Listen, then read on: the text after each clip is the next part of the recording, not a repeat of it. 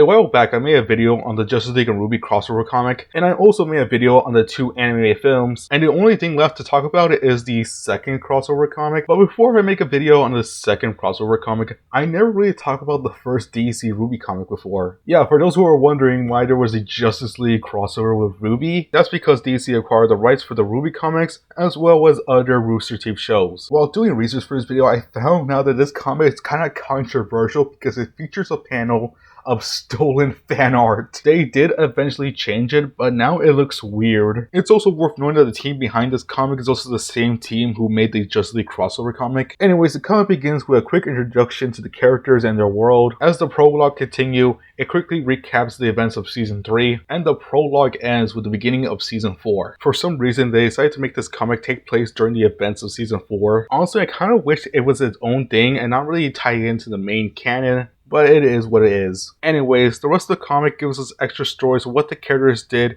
during the events of Season 4. Sadly, I only focus on the main members of Team RWBY and not the rest of the characters, which I felt was a letdown. That being said, let's begin with RWBY. RWBY's first story is a flashback when she was little and trying to figure out more about her mom, but none of the adults want to tell her anything about Summer Rose. Yang sees that her sister is very sad, so Yang decides to tell RWBY this made-up story about Summer Rose that she was like the best Grim Hunter. She also made cookies out of everything. Of course, this story is not true at all, but it really shows that Yang really cared deeply for her sister. After Yang tells RWBY her story, RWBY becomes very happy until moments later she gets traumatized by Raven. Raven tells RWBY that everything Yang said was a lie. Raven eventually leaves. Yang goes outside to check on RWBY, and RWBY calls Yang a liar. Crow eventually walks in and sees that the two sisters are crying. The sisters tell Crow what happened, and Crow even scolds Yang for lying, even though he understands that Yang wasn't trying to be hurtful or anything. Crow eventually tells the sisters about Summer Rose, and after Crow tells them that story, the sisters eventually make up. Overall, this story was really nice and wholesome. The second story for RWBY has RWBY and her party trying to save this town, but the town doesn't want their help because they're students from Beacon Academy. The team of course helped them either way, and we actually get this really nice long quote from RWBY. And the final story for RWBY takes place after Season 4. While RWBY waits for her team and her uncle to get healed, she decides to take a walk in a garden, and in the garden she goes through a self-discovery phase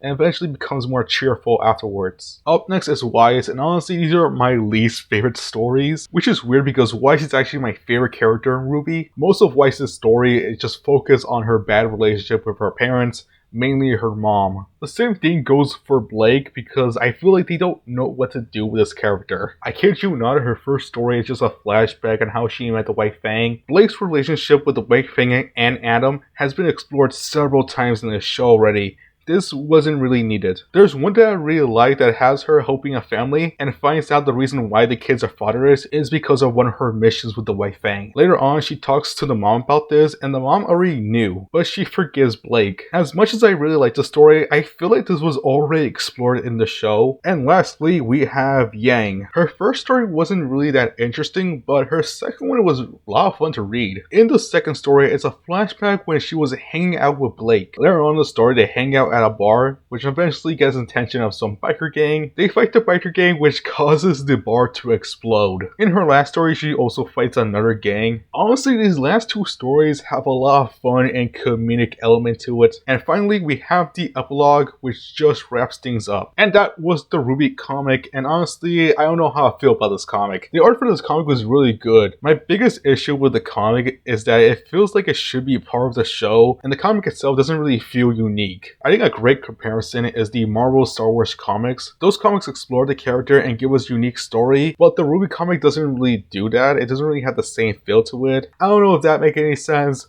but let me know in the comments below what you guys think about this comic, and I'll see you guys next time.